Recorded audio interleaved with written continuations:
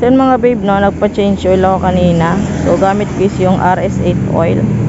So 1.5 kilometer lang yung tinakbo, 1 month, tinabot ng 1 month. Tiwi, Bakakay, vice versa. Araw-araw yan mga babe, no. Daily use sa trabaho. So maganda naman, okay naman yung takbo and malinis din.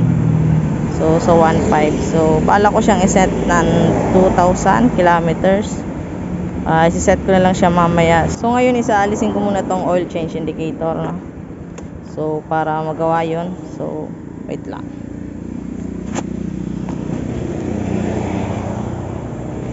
Para magawa yun mga babe, no? So dapat long press, then i-on yung susian. Ayan, hanggang sa yun, boom, wala.